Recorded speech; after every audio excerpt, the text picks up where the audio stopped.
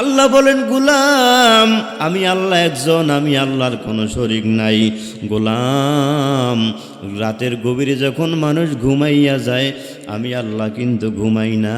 লা তাখুযুহু সিনাতুন ওয়ালা নাওম, আমি আল্লাহর ঘুম নাই, নিদ্রা নাই।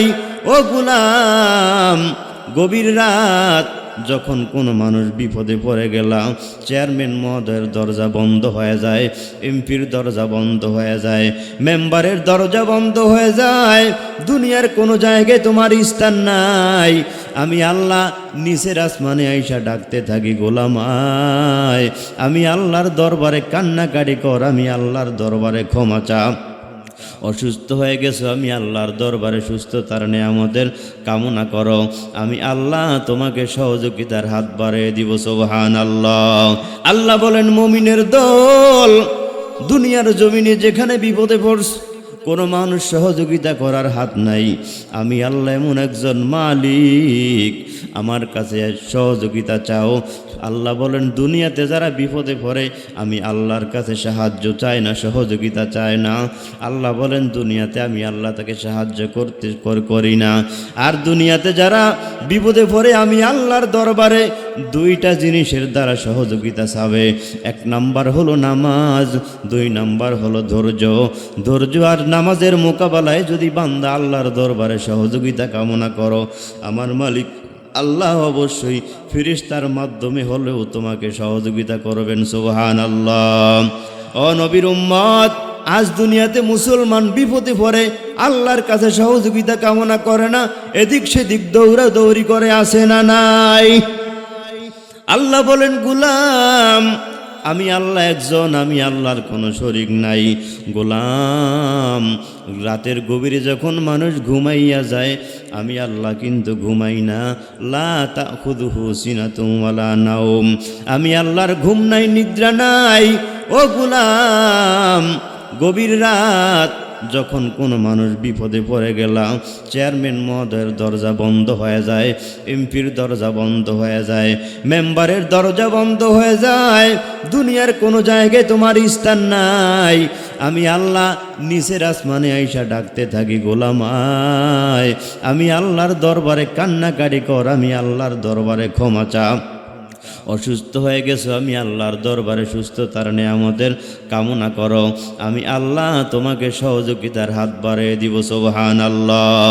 পয়গম্বরের আদরের সাহাবী হযরতে আবু হুরায়রা রাদিয়াল্লাহু তাআলা আনহু বাগানের মধ্যে চারা লাগায়।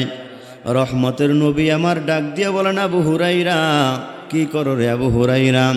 আবু হুরায়রা বলেন, নবী আমার, আমি গাছের চারা রোপণ করি। মায়ার নবী বলেন, আবু হুরায়রা আমি কি তোমাকে এর চাইতে উত্তম চারার আমলের কথা বলবো নাকি? হযরতে আবু হুরায়রা ডাক দিয়া বলেন, নবী আমার বলেন। রহমতের নবী আমার বলেন, আবু হুরায়রা রে, তুমি যদি একটা বার সুবহানাল্লাহর আওয়াজ দাও, আল্লাহ রব্বুল আলামিন যেই জান্নাতটা তোমার জন্য তৈরি করে রাখছেন, ওই জান্নাতের মধ্যে এত বিশাল একটা গাছ তৈরি করে দেন, দ্রুতগামী একটা ঘোড়া যদি 500 বছর পর্যন্ত দৌড়াইয়া গাছের ছায়া শেষ করতে পারবে না। সুবহানাল্লাহ। তাহলে সামান্য সময় কিছু আমল আল্লাহর কাছে অতি দামি। তবে এই আমল যদি আবার অহংকার যুক্ত হয়, আমলের সাথে যদি অহংকার থাকে, আমি নামাজ পড়ি, আমি রোজা করি, আমার চাইতে আর ভালো কে আছে, ঈমান এনেছি, নেক আমল করলাম, কিন্তু ভিতরে যদি অহংকার থাকে, গৌরব থাকে, এই আমলও আল্লাহর কাছে গ্রহণযোগ্য হবে না। দেখেন, একটা এক্সাম্পল হিসেবে বলতেছি, হাসরের ময়দানের একটা দৃশ্য। আল্লাহ হাদিসের মধ্যে, পৃথিবীতে এখনো শেষ হয় না, কিয়ামত এখনো আসে নাই, কিন্তু অনেক হাদিসের মধ্যে বলা আছে কিয়ামতের ময়দানে এই দৃশ্য হবে, হাসরের ময়দানের অবস্থা এমন হবে। তার মানে এমন রূপটাকে আল্লাহ হাদিসের মধ্যে আমার নবীর মাধ্যমে বলে দিয়েছেন যে এমন অবস্থা হবে হাসরের ময়দানে। এগুলো কেন আল্লাহ বলছেন? যাতে করে এখান থেকে আমরা সবক নেই, আমরা যাতে দুনিয়া থেকে অহংকারী না হই, আমাদের আমলকে আমরা পরিশুদ্ধ করে আমরা যেন আল্লাহর তৈরি করা জান্নাত পেতে পারি। সম্মানিত হাজিরিন, এই কোরআনুল কারীম যে আল্লাহর কিতাবের মধ্যে কোনো সন্দেহ আছে? আরো জোরে বলেন, কোরআন যে আল্লাহর কিতাবের মধ্যে কোনো সন্দেহ আছে? আল্লাহ কোরআন নাজিল করছেন কি জন্য? শুধুমাত্র হুজুররা তেলাওয়াত করবে আর আমরা মাঝে মাঝে খতম পড়া একবারে সব কিছু অনেক কিছু করে ফেলবে এই জন্য নাকি? কোরআন আল্লাহ বানাই সৃষ্টি করেছেন, কোরআন আল্লাহ দুনিয়াতে দিয়েছেন। এই কোরআনুল কারীম যেমন তেলাওয়াত করতে হবে, তেমনইভাবে কোরআন দিয়ে আপনার আমার জীবনটাকে গঠন করতে হবে, আপনার আমার সমাজকে গঠন করতে হবে, আপনার আমার রাষ্ট্রকে কায়েম করতে হবে কোরআন দ্বারা। যতদিন পর্যন্ত মুসলমান আল্লাহর কোরআনের ছায়ার তলে না আসবে, ততদিন পর্যন্ত মুসলমানের শান্তি আসতে পারে না। আজ তামাম দুনিয়াতে দেখেন, সারা দুনিয়াতে মুসলমানদের উপর নির্যাতন। নবী বলছেন, তারাকতু ফিকুম আমরাইন লাং তাদিল্লু মা তামাসসাকতুম বিহিমা কিতাবাল্লাহি ওয়া সুন্নাতা রাসূলি আও কামা ক্বালান নাবিয়্যু আলাইহিস সালাতু ওয়াস সালাম। মায়ার নবী বলেন, উম্মতের দল, চিরদিন আমি নবী দুনিয়ার জমিনে থাকবো না, তবে আমি দুইটা জিনিস তোমাদের সামনে আমানত রেখে যাই। একটা হলো কিতাবুল্লাহ, আল্লাহর কুরআন, 2 নম্বর হলে আমি রসুলের সুন্নাত। এই দুইটা জিনিস যদি শক্ত করে মজবুত করে আঁকড়িয়ে ধরতে পারো, দুনিয়াতে তোমরা গোমরা হবে না, কোনো মানুষ তোমাদেরকে গোমরা করতে পারবে না। আজ তামাম দুনিয়ার দিকে তাকাইয়া দেখেন, সারা বিশ্বে মুসলমানদের উপর নির্যাতন কম চলে না বেশি চলে? জোরে বলেন।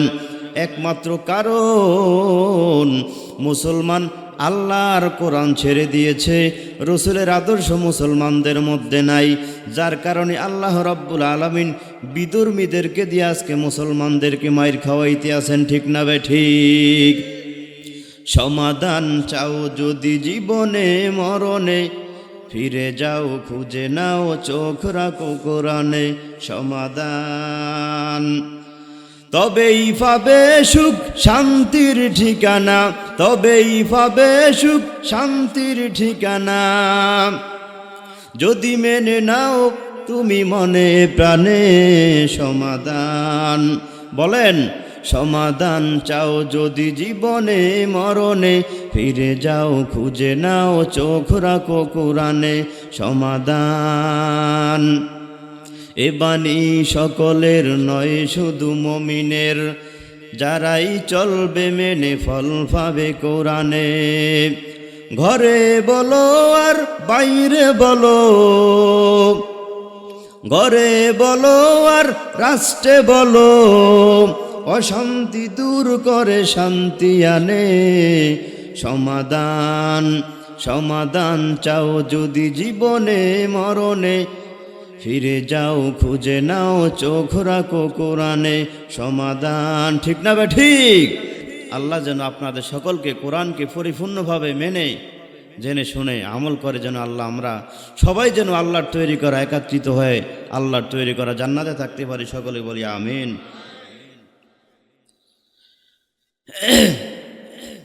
আসহাবে কাহাফ থেকে আমি আপনাদের সামনে তেলাওয়াত করেছি। জীবনে কেউ এখন এই ময়দানে যারা আছেন, বুকে হাত দিয়ে বলতে পারবেন যে হুজুর, আমার জীবনে এমন একটা কবুলিয়ত নেক আমল আছে, আজকে যদি আমার মৃত্যু হয় তাহলে আমি আল্লাহর দরবারে এই নেক আমল দিয়ে বলতে পারবো, মালিক আমার এই নেক আমলটার কারণে আপনি আমাকে মাফ করেন, বা আপনার তৈরি করে আপনি জান্নাত দিতে পারেন। বুকে হাত দিয়ে কেউ বলতে পারবেন? অথচ অতীত জমানার সাহাবায়ে কেরাম, নবীরা অনেক উপরের, সাহাবায়ে কেরামদের অবস্থা এমন ছিল, তারা জান্নাতের সার্টিফিকেট হাতের মধ্যে পেয়েছেন, তারপরেও আল্লাহর ভয়ে কি পরিমাণ কান্নাকাটি করেছেন। ইতিহাস ওলামায়ে কেরাম আছেন, যারা তাবলিগ জামাতে যান, চরমনায় যান, বিভিন্ন ওলামায়ে কেরামের বয়ান শোনেন, আপনারা জানেন সাইয়েদনা হযরত ওমর রাদিয়াল্লাহু তাআলা আনহু, তিনি দ্বিতীয় খলিফা। ইসলামে তার এত পরিমাণ কোনো মুসলমান তার ঋণ পরিশোধ করতে পারবে না। তৎকালীন জমানার তিনি ইসলামের জন্য কি পরিমাণ ত্যাগ স্বীকার করেছেন, কষ্ট করেছেন। যখন তিনি মুসলমান হইলেন, মক্কার মধ্যে ইসলামের রূপ পরিবর্তন হয়ে গেল। আল্লাহু আকবার বলেন। হযরত ওমর ছিলেন সাহসী। হযরত ওমর এক আল্লাহ ছাড়া কাউকে ভয় করতেন না। এমনই পর্যায়ের একজন মানুষ আধ্যাত্মিক রাহবার হজরতে ওমর চাটিয়াল ময়দানের মধ্যে বসে,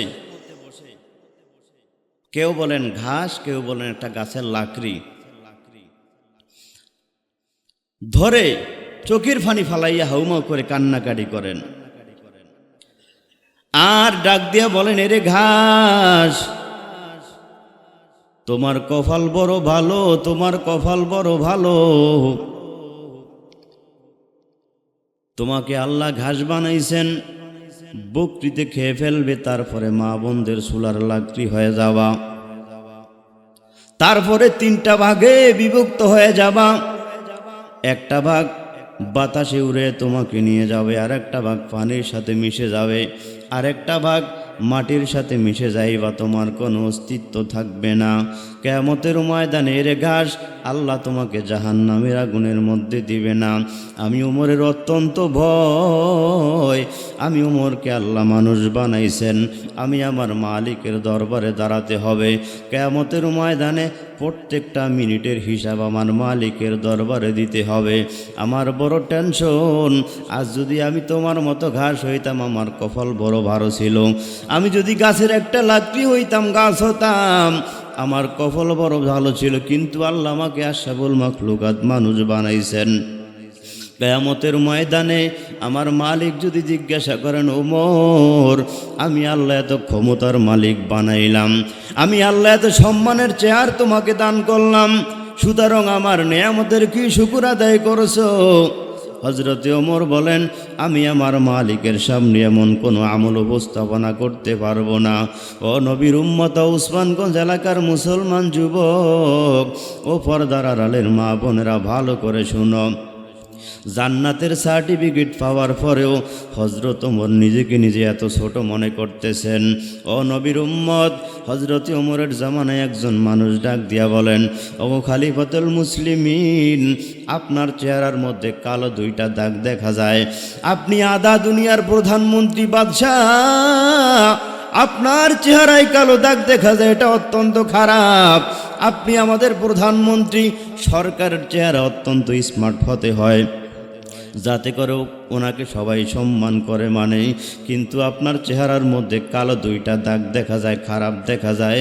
ডাক্তারের পরামর্শ নেন, কবিরাজের পরামর্শ নেন, চিকিৎসা করেন, ভালো হবে। হজরতে ওমর ডাক দিয়া বলে, ভাই, আমি ভালো করে জানি,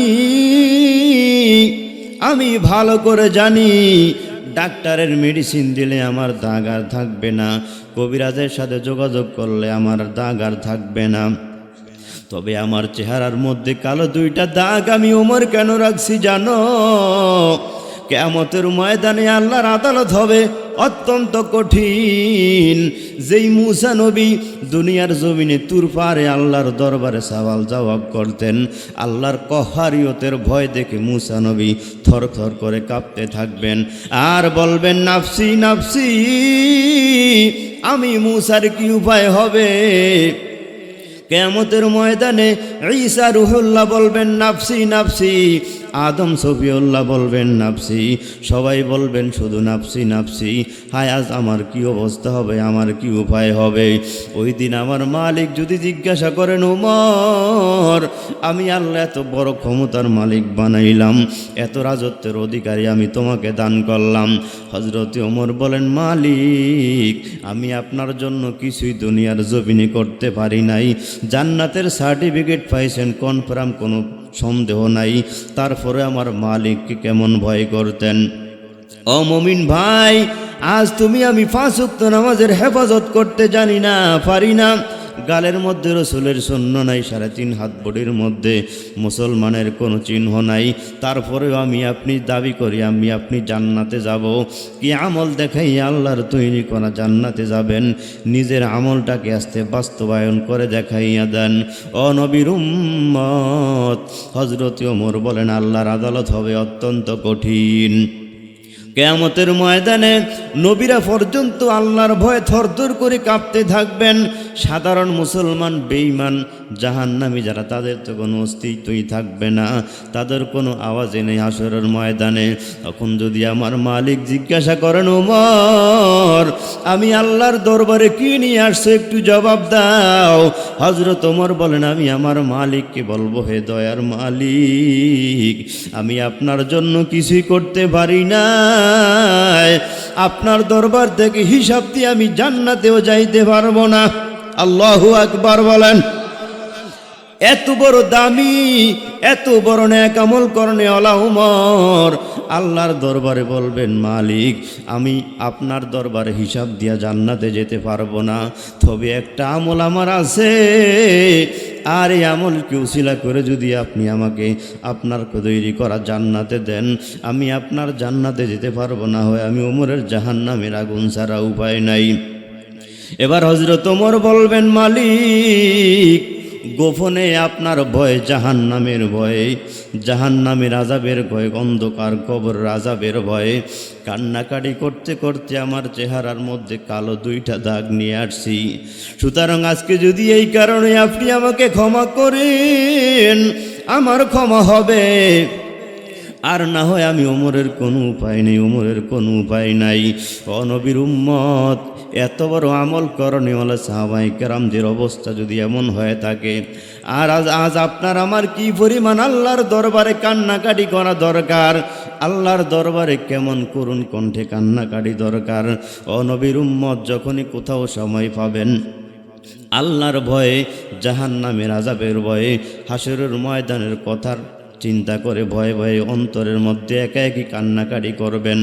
যখন দেখবেন একা একই থাকবেন, একা ঘুমাইতে যাবেন, অন্ধকার কবরের চিন্তা করবেন, ওরে মন আজ দুনিয়াতে আছি, চক্ষু দুইটা বন্ধ হয়ে গেলে আলো বাতাস দুনিয়াতে কিছুই দেখি না, চতুর্দিকে অন্ধকার আর অন্ধকার, ওই অন্ধকার কবরে আমাকেও যেতে হবে, উপায় থাকবে না রে ভাই, উপায় কারো থাকবে না। একটু চিন্তা করে চোখের পানি ফালাইয়া কানবেন। রহমতের নবী আমার বলেন, মামবাকা মিন খশিয়াতিল্লাহি তাআলা হারামাল্লাহু তিলকাল আইনা আলান নার। আল্লাহর ভয়, জাহান্নামের ভয়ে, অন্ধকার কবরের আযাবের ভয়ে দুনিয়ার জমিনে যারা বেশি বেশি কান্নাকাটি করবে, নবী বলেন তাদের উপরে আল্লাহ জাহান্নামের আগুন হারাম করে দিবেন। সুবহানাল্লাহ। এর নবীর উম্মতের দল, কিয়ামতের ময়দানে আজ কিছু মানুষ দেখবেন নামাজ পড়লে অহংকার করে, আসে না নাই? ও নবীর উম্মত, নামাজ পড়ে আল্লাহর শুকর আদায় করবা, অহংকারী করার কিছুই নাই রে মুমিন। কিয়ামতের ময়দানের একটা দৃশ্য, একটা লোক 500 বছর পর্যন্ত ইবাদত করলো, 500 বছর ইবাদত করে আল্লাহর বান্দা, জীবনে কোনো গুনাহ নাই, কোনো গুনাহ নাই। আপনারা বলেন লোকটা কি জান্নাতি না জাহান্নামী? ও মুসলমান, কিয়ামতের ময়দানে আল্লাহ বলবেন, এরে গোলাম, তুমি কি আমি আল্লাহর তৈরি করা জান্নাতে তোমার ঈমান আমল নেক আমল দিয়া জান্নাতে যাইতে চাও, না আমি আল্লাহর রহমত দ্বারা যাইতে চাও? বান্দা চিন্তায় পড়ে গেল, অ্যান্সার দিয়া দিল, ও মালিক। এবার মনে মনে চিন্তা করে, 500 বছর পর্যন্ত ইবাদত করলাম, ইবাদত তো অনেক বেশি, ইবাদত তো কম নয়, সুতরাং মালিকের রহমত আমার দরকার নাই, নিজের যোগ্যতা ইবাদত দিয়েই তো আল্লাহর তৈরি করা জান্নাতে যেতে পারবো। এবার আল্লাহকে ডাক দিয়ে বলে, মালিক 500 বছর পর্যন্ত ইবাদত করলাম, সুতরাং আপনার রহমতের দরকার নাই, আমার ইবাদতের যোগ্যতা দিয়েই তো আমি জান্নাতে যেতে চাই। এক ফেরেশতাকে ডাক দিয়ে আল্লাহ বলবেন, এর ফেরেশতা, আমার বান্দাকে জাহান্নামের কিনারা থেকে একটু নিয়ে ঘুরাইয়া আসো। বান্দা কিছু দূর যাওয়ার পর বান্দার কলিজা শুকিয়ে গেছে, পানির পিপাসায় লেগে গেছে, এবার সামনের দিকে অগ্রসর হইতে পারে না। ফেরেশতাকে ডাক দিয়া বলবে, ভাই আমি আর সামনে অগ্রসর হইতে পারি না। আল্লাহর কি মহিমা! ইতিমধ্যে একজন বান্দা ফেরেশতা ডাক দিয়া বলবেন, আমার কাছে পানি আছে, বলে তাড়াতাড়ি আমার পানির ব্যবস্থা করে দাও, খুব দ্রুত পানির ব্যবস্থা করে যাও, কলিজা শুকাইয়া গেল, আর এইভাবে থাকতে পারি না। এবার আল্লাহর বান্দা ফেরেশতা ডাক দিয়া বলে, পানি আমি এমনি এমনিই দেব না। বলে কি লাগবে? বলে 500 বছরের ইবাদত লাগবে। এবার বান্দা 500 বছরের ইবাদত ফেরেশতাকে দান করে 1 গ্লাস পানি পান করে সামনের দিকে হাঁটতেছে, সামনের দিকে আর হাঁটা যায় না।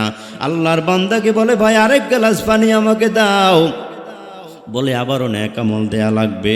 কয় আমি তোমাকে নেক আমল দিব। কয় 500 বছর ইবাদত করছো, তোমার আমল নামায় তোমার কোনো নেক নাই, সুতরাং তোমার কথা আর গ্রহণযোগ্য হবে না, তোমাকে আর পানিও পান করানো হবে না। বান্দা আল্লাহর কুদরতি কদমে সিজদায় পড়ে যাবে আর ডাক দিয়া বলবে মালিক আমি বুঝেছি আজ কিয়ামতের ময়দানে তোমার রহমত ছাড়া কোনো উপায় নাই। এবার আল্লাহ ডাক দিয়ে বলবেন গোলাম মাত্র একটা গ্লাস পানির বিনিময়ে আজকে তুই 500 বছরের ইবাদত দিয়া দিলি। আমি আল্লাহ যে কত হাজার হাজার কোটি কোটি লক্ষ লক্ষ গ্লাস ঠান্ডা পানি আমি আল্লাহর কুদরত আমি আল্লাহ পান করাইলাম। 500 বছর ইবাদত একটা গ্লাস পানির বিনিময়ে দিয়া দিলি। আমি আল্লাহ দুনিয়াতে এত নেয়ামত দান করলাম, এত নেয়ামতের মধ্যে রাখলাম, আমার নেয়ামতের শুকর হিসেবে কি আদায় করবি?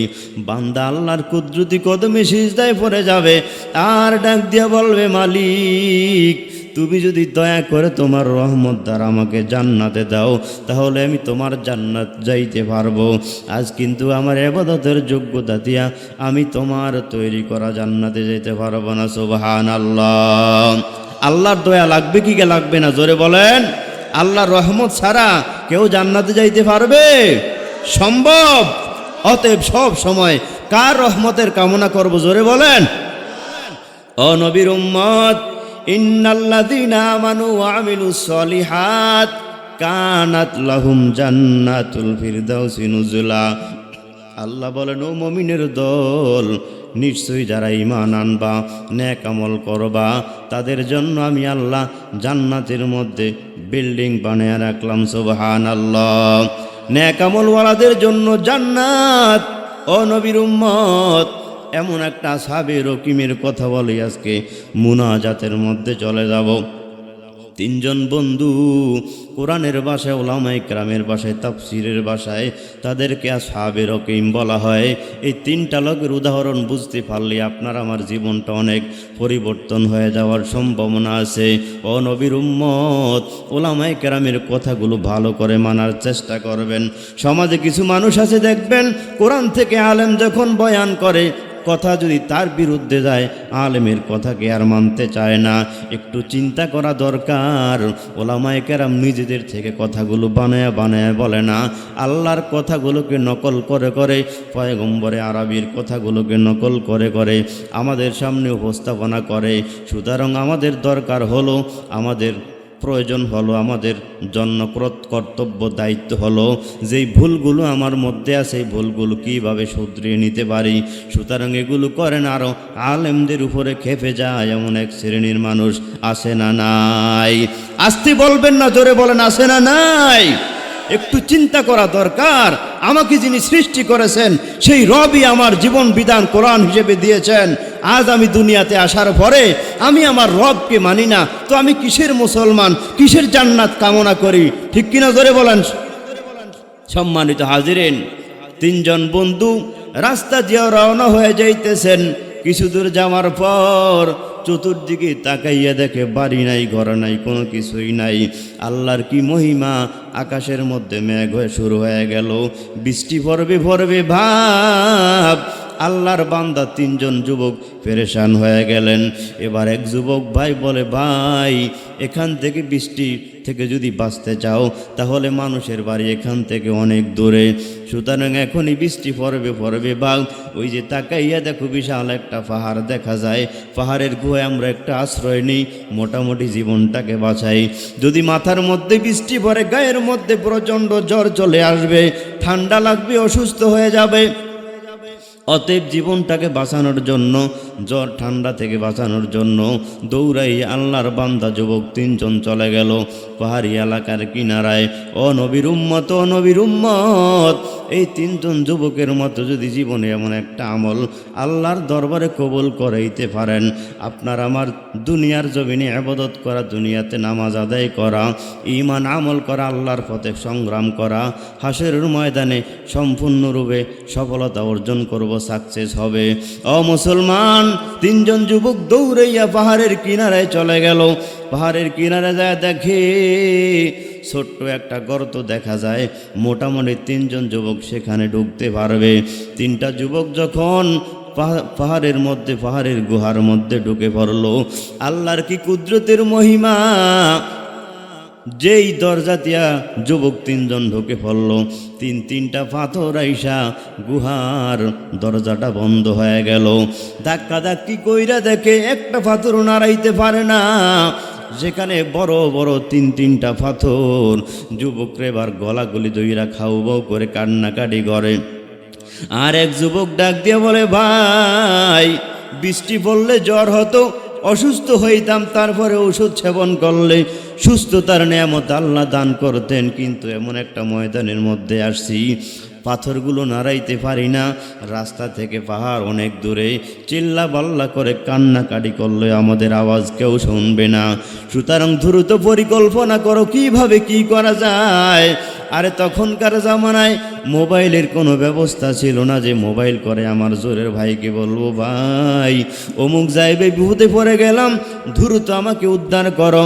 এবার তিনজন যুবক বলেন, ভাই চিৎকার করলে রাস্তার থেকে কেউ শুনবে না, আর এই রাস্তা দিয়ে সাধারণত কোনো মানুষও চলাচল করে না, কিভাবে আমরা এখান থেকে বাঁচবো? যুবক তিনজন মাথার মধ্যে টেনশন। দেখবেন মানুষ যখন বিপদে পড়ে কান্নাকাটি করতে করতে একটা সময় চোখের পানি আর আসে না, ঠিক না ঠিক জোরে বলেন। আল্লাহর বান্দা তিনজন কান্নাকাটি করতে করতে হয়রান হয়ে গেল, আর চোখে পানি নাই। এবার এক যুবক ডাক দিয়া বলে, ভাই দুনিয়ার কোনো মানুষ দেখে না যে আমরা কোথায় আছি, মা জানে না, বাবা জানে না, ভাই বোন কেউ জানে না, একজন জানে, জোরে বলেন তার নাম কি? আমাদের তো একজন মালিক আছে, আমরা তো একজনের গোলাম। আল্লাহ বলেন, ইয়া আইয়ুহাল্লাযীনা আমানুস্তাঈনু বিস-সাবরি ওয়াস-সালাহ ইন্নাল্লাহা মা'আস-সাবিরিন। আল্লাহু আকবার। আল্লাহ বলেন, মুমিনের দল দুনিয়ার জমিনে যেখানে বিপদে পড়ছে, কোনো মানুষ সহযোগিতা করার হাত নাই, আমি আল্লাহ এমন একজন মালিক, আমার কাছে সহযোগিতা চাও। আল্লাহ বলেন, দুনিয়াতে যারা বিপদে পড়ে আমি আল্লাহর কাছে সাহায্য চায় না, সহযোগিতা চায় না। আল্লাহ বলেন, দুনিয়াতে আমি আল্লাহ তাকে সাহায্য করি না। আর দুনিয়াতে যারা বিপদে পড়ে আমি আল্লাহর দরবারে দুইটা জিনিসের দ্বারা সহযোগিতা চাবে। এক নাম্বার হলো নামাজ, দুই নাম্বার হলো ধৈর্য। ধৈর্য আর নামাজের মোকাবেলায় যদি বান্দা আল্লাহর দরবারে সহযোগিতা কামনা করো, আমার মালিক আল্লাহ অবশ্যই ফেরেশতার মাধ্যমে হলেও তোমাকে সহযোগিতা করবেন। সুবহানাল্লাহ। ও নবীর উম্মত, আজ দুনিয়াতে মুসলমান বিপদে পড়ে আল্লাহর কাছে সহযোগিতা কামনা করে না, এদিক সেদিক দৌড়াদৌড়ি করে, আসে না নাই? আল্লাহ বলেন, গোলাম আমি আল্লাহ একজন, আমি আল্লাহর কোনো শরীক নাই। গোলাম, রাতের গভীরে যখন মানুষ ঘুমাইয়া যায় আমি আল্লাহ কিন্তু ঘুমাই না। লা তাখুযুহু সিনাতুন ওয়ালা নাওম, আমি আল্লাহর ঘুম নাই, নিদ্রা নাই। ও গোলাম, গভীর রাত যখন কোনো মানুষ বিপদে পড়ে গেলাম, চেয়ারম্যান মহোদয়ের দরজা বন্ধ হয়ে যায়, এমপির দরজা বন্ধ হয়ে যায়, মেম্বারের দরজা বন্ধ হয়ে যায়, দুনিয়ার কোনো জায়গায় তোমার স্থান নাই, আমি আল্লাহ নিচের আসমানে আইসা ডাকতে থাকি, গোলাম আয়, আমি আল্লাহর দরবারে কান্নাকাটি কর, আমি আল্লাহর দরবারে ক্ষমা চা। অসুস্থ হয়ে গেছো, আমি আল্লাহর দরবারে সুস্থতার নিয়ামতের কামনা করো, আমি আল্লাহ তোমাকে সহযোগিতার হাত বাড়িয়ে দিব। সুবহানাল্লাহ। এবার এক যুবক ডাক দিয়া বলে, ভাই লা তাকুনাতু মির রাহমাতিল্লাহ। আল্লাহু আকবার বলেন। আল্লাহর রহমত থেকে নৈরাশ হইও না, আমার মালিকের সহযোগিতা কামনা করো। এক যুবক বলে, ভাই আমার জীবনে একটা নেক আমল আছে, তবে আল্লাহর দরবারে কবুল হলো কিনা আমি জানা নাই। আমি যখন আমার মালিকের দরবারে ফরিয়াদটা করব, তোমরা দুইজন হাত উঠে আল্লাহর কাছে আমিন আমিন বলতে থাকবা। যদি আমল কবুল হয়ে থাকে আজকে আল্লাহ এখান থেকে উদ্ধার করবেন, না হয় এখানে মরে মরে পচা ছাড়া আমাদের কোনো উপায় নাই। ও নবীর উম্মত, নবীর উম্মত, এর পর্দার আড়ালের মা, ভালো করে শুনো গো আম্মা জান। আজ দুনিয়াতে আল্লাহ মানুষ বানাইছেন, আপনাকে আমাকে অনেক নেয়ামত দান করেছেন। নেয়ামতের শুকর হিসেবে আপনার আমার কী করা দরকার? অথচ দুনিয়াতে এসে আপনি আমি কী করি? মালিককে ভুলে গেলাম, মালিকের সাথে কোনো সম্পর্ক নাই। এক নাম্বার যুবক ডাক দিয়ে বলে, আল্লাহ গো, এক সময় আমি অনেক টাকা পয়সার মালিক ছিলাম, আমার অনেক ধন সম্পদ ছিল। এই সম্পদগুলো পরিচালনা করার জন্য আমার অনেক কর্মচারী ছিল। একদিনের ঘটনা, আমার সাথে একটা কর্মচারীর সাথে তর্ক বিতর্ক লাগে, আর ও ডাক দিয়া বলে, মালিক, এতদিন পর্যন্ত আমি আপনার কাজ কাম করলাম, কিন্তু আজ আমি আপনার কাজ করব না গো মালিক, আপনি আমাকে বিদায় দেন। আল্লাহর বান্দা অসহায় গরিব, সামান্য কিছু টাকা রাইখা বড়লোক কোটিপতি থেকে এমনিই সরে গেল। 4-5টা বছর হয়ে গেল। এবার আল্লাহর বান্দা বড় লোক ডাক দিয়ে বলে, এক নাম্বার যুবক, আল্লাহ গো, ইচ্ছা করলে আমি গরিবের টাকাগুলো মেরে খাইতে পারতাম, ইচ্ছা করলে আমি তার উপরে নির্যাতন করতে পারতাম। আজ কত বড় লোক ক্ষমতা দেখাইয়া গরিব অসহায় মানুষদেরকে দিয়া কাজ করায়, কিন্তু তার বেতন দেয় না, তার পাওনাটা পরিশোধ করে না। আছে না নাই? এর নবীর উম্মতের দল, কিয়ামতের ময়দানে আমার আল্লাহ দুইটা জিনিস ক্ষমা করবেন না। বান্দার হক আমার আল্লাহ মাফ করবেন না। যারা আল্লাহর সাথে শিরিক করবা আল্লাহ তাদেরকে ক্ষমা করবেন না। ও নবীর উম্মত, যদি আপনার কাছে কেউ টাকা পায়া থাকে তাহলে টাকাগুলো ফেরত দিয়া দিবেন। কিয়ামতের ময়দানে কিন্তু আপনার আমার সমস্ত নেক আমল তাকে দিতে হবে, যিনি আপনার আমার থেকে টাকা পয়সা পাও না। জোরে বলেন কথা ঠিক কিনা? এবার আল্লাহর বান্দা যুবক ডাক দিয়ে বলে, মালিক, ইচ্ছা করলে আমি টাকাগুলো মেরে দিতে পারতাম, আল্লাহ একমাত্র করি নাই, একমাত্র তোমার ভয়। আমি আমার টাকাগুলো দিয়া, গোলামের টাকাগুলো দিয়া, গরিব অসহায়ের টাকা দিয়া, আমার নিজের পকেট থেকে কিছু টাকা পয়সা দিয়া কয়েকটা বকরি কিনে আমার লোক মারফত সুন্দরভাবে আমি পরিচালনা করলাম। 4-5টা বছরে বিশাল একটা বকরির পাল হয়ে গেল। ওই গোলাম 5 বছর অথবা 4 বছর পর আমার কাছে আইসা ডাক দিয়ে বলে, মালিক আমার, আজ আমি বড় অসহায়, আমার টাকা নাই, পয়সা নাই, আমি অত্যন্ত গরিব, আমার সংসার পরিচালনা করতে অত্যন্ত কষ্ট হয়। সুতরাং আপনার কাছে আমার অনুরোধ, যেই টাকাগুলো পাইতাম আপনি আমার টাকাগুলো ফেরত দিয়া দেন। এবার আল্লাহর বান্দা 1 নম্বর যুবক বলেন, মালিক, আমি আমার কর্মচারীর হাতের মধ্যে ধরলাম, ধরে আমি বকরির পালের কিনারায় নিয়ে গেলাম, আর ডাক দিয়ে বললাম, আমার কর্মচারী রে, এই যে তাকাইয়া দেখো, বিশাল একটা বকরির পাল দেখা যায়, এই পালটা আমি তোমার জন্য দিয়া দিলাম। গরিব অসহায় ডাক দিয়া বলে, মালিক, আমি আপনার থেকে সামান্য কিছু টাকা রেখে গেলাম, আপনি আমাকে টাকাগুলো ফেরত দেন, আপনার বকরির পাল দরকার নাই। এবার গোলাম ডাক দিয়া বলেন, তোমার টাকাগুলো আমি মেরে খাই নাই, আমি আমার মালিকের অনেক ভয় পাই। এরে গোলাম, আমার পকেটের কিছু টাকা দিয়া কয়েকটা বকরি কিনে আজকে আমি অবস্থা করলাম, 4-5 বছরের মধ্যে বিশাল একটা বকরির পাল হয়ে গেল। সুতরাং তুমি অত্যন্ত অসহায় গরিব, আমার যেই কয়েকজন লোক কর্মচারী ছিল তুমি অত্যন্ত ভালো, তোমার সাথে কোনো তুলনা নাই, তোমার উপরে আমার কোনো রাগ নাই, কোনো গুসা নাই। আমি আল্লাহর জন্য, তোমার জন্য আমি আমার এই পালটা দিয়া দিলাম। ও নবীর উম্মত, আপনারা বলেন এই আমলটা আল্লাহর দরবারে কবুল হওয়ার মতো? নিজরে বলেন। আল্লাহর বান্দার কোনো স্বার্থ ছাড়া মালিক বলেন, আল্লাহ গো, আমি এই বিশাল বকরির পালটা দিয়া দিলাম। আল্লাহর বান্দা অত্যন্ত খুশি হয়ে গেলেন, খুশি হইয়া বকরির পালটা নিয়ে গেলেন। এবার ওরা বলে, আল্লাহুম্মা আমিন।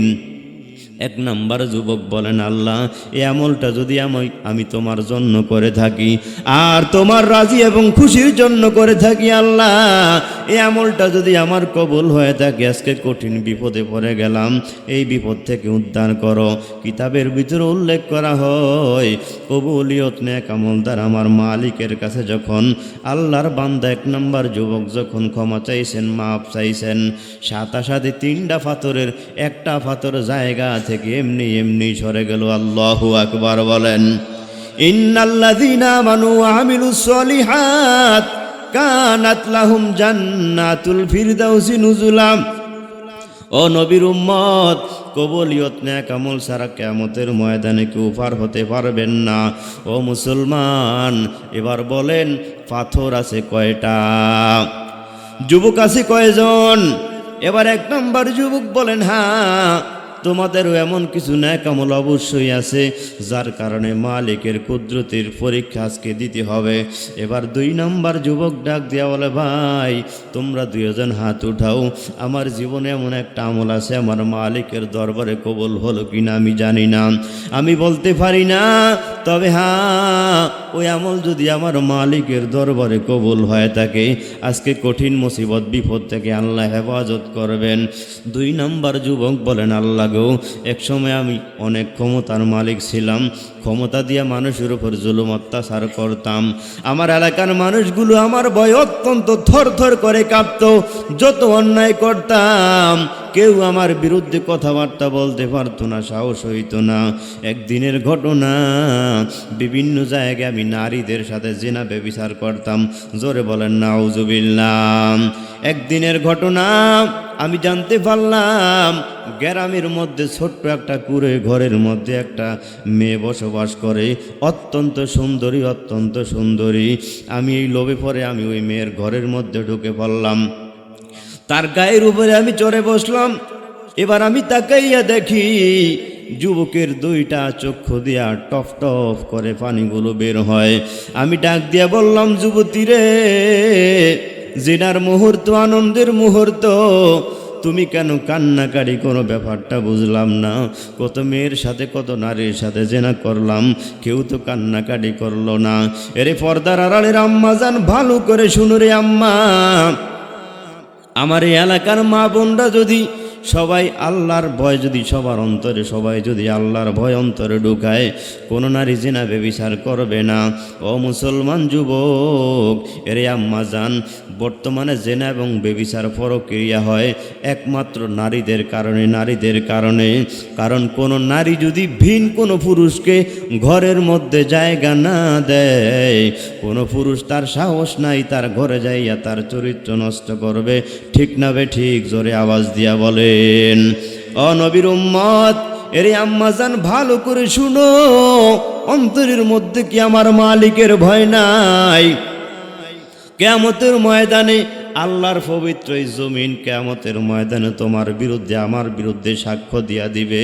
ইয়াউমা ইযিন তুহাদ্দিসু আখবারহা, কোথায় জমিনের মধ্যে জিনা ব্যভিচার করেছো, কোথায় নারীদের সাথে পুরুষের সাথে অপকর্ম করেছ, জমিন আল্লাহর কাছে বলবেন, মালিক তুমি আমাকে পবিত্র বানাইছো, তুমি আমাকে পবিত্র বানাইছো। এই যুবক যুবতী জেনা কইরা আমি জমিনটাকে নাপাক করে ফেলেছে।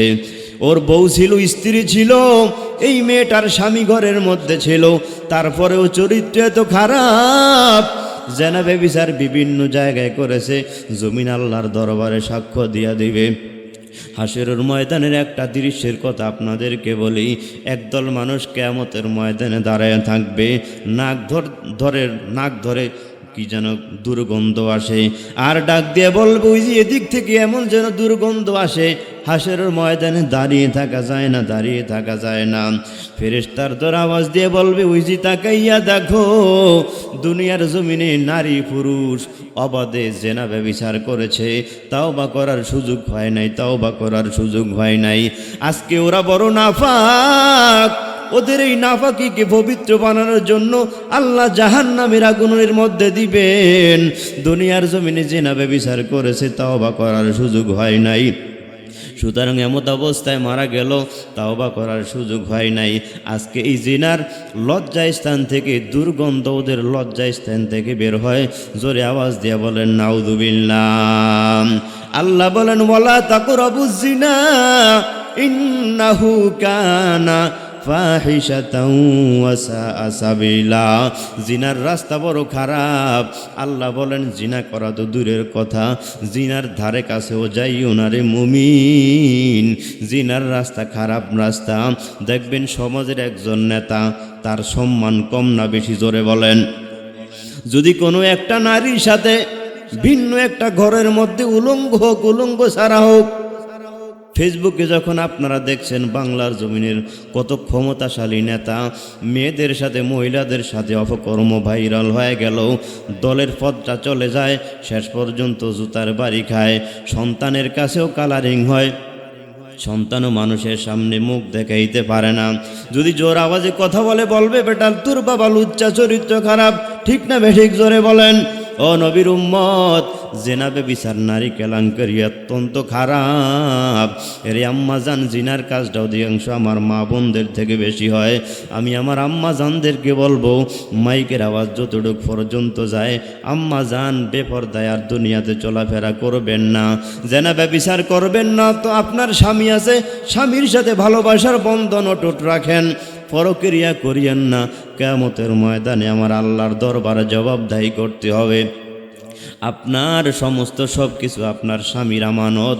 এই আমানতের খেয়ানত যারা করবেন, কিয়ামতের ময়দানে জাহান্নামের আগুনে জ্বলতে হবে। 2 নাম্বার, যুবক ডাক দিয়ে বলে মালিক, আমি তাকাইয়া দেখি যুবকের চেহারার মধ্যে পানি। আমি ডাক দিয়ে বললাম যুবতী, আমি তোমাকে ভালোবাসি। কিন্তু যুবতী ডাক দিয়া বলে যুবক, আমি একমাত্র আমার মালিকের ভালোবাসি। আল্লাহু আকবার বলেন। আমি আমার আল্লাহকে বড় ভালোবাসি। এর যুবক, তুমি আমার সাথে জিনা করিও না। আমি অত্যন্ত গরিব, কিন্তু দুনিয়াতে আমি আমার চরিত্র নষ্ট করি নাই। আমার চরিত্রের উপরে কলঙ্কের দাগ তুমি বসাইও না।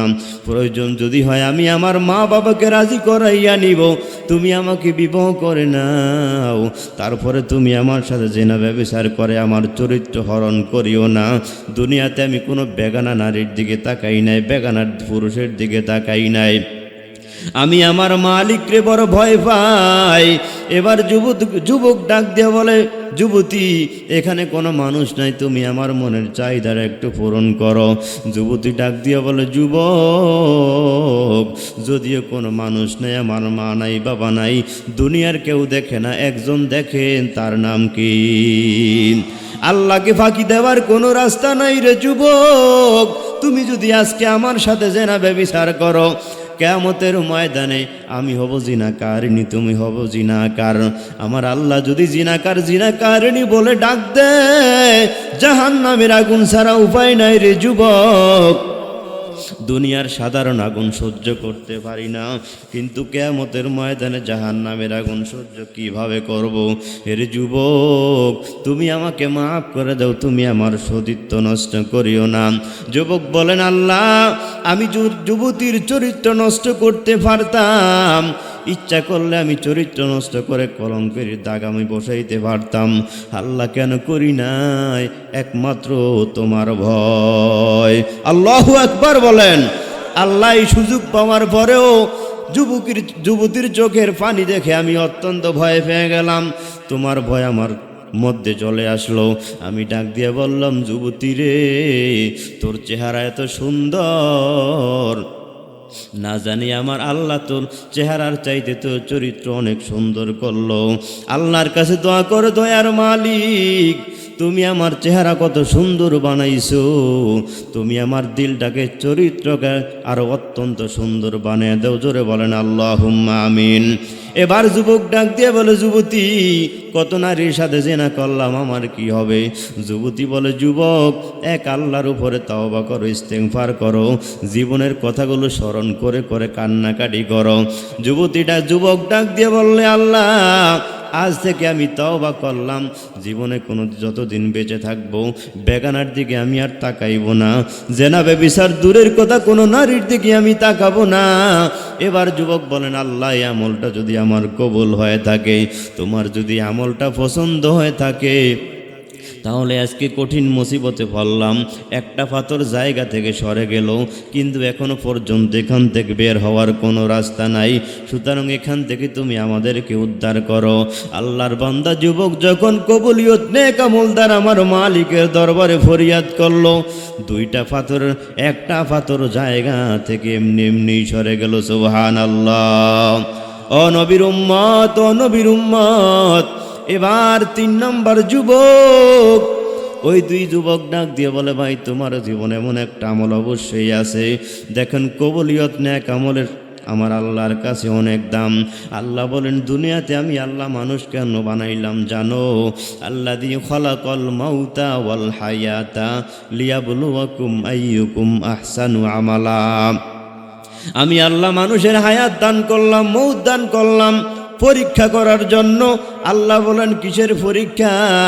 আমলের পরীক্ষা। আল্লাহ আয়াতের মধ্যে বলেন নাই যে বেশি বেশি আমল করার জন্য বান্দা বানাইলাম, মানুষের হায়াত মৌত দান করলাম, বেশি বেশি আমল করবা। আল্লাহ বলে, না না, কে কত ভালো আমল, উত্তম আমল আমি আল্লাহর দরবারে নিয়ে আসতে পারো, আমি আল্লাহ এই পরীক্ষা করার জন্য দুনিয়াতে পাঠাইলাম। আমি আল্লাহ দুনিয়াতে বেঈমানদেরকেও স্বাধীনতা দান করলাম, ইমানদারদেরকেও স্বাধীনতা দান করলাম। বেঈমান যেই নদীর মাছ খাবে, ইমানদার সেই নদীর মাছ খেতে পারবে, কোনো বাধা নাই। বেঈমান যেই গাছের ফল খাবে, মুসলমানরাও সেই গাছের ফল খাবে, কোনো বাধা নাই।